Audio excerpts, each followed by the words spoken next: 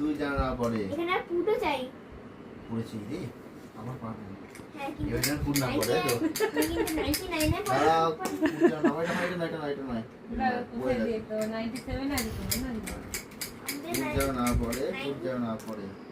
5 হবে না দাঁড়ানি না হয়নি। আমাদের 3 পড়তে হবে চলো 3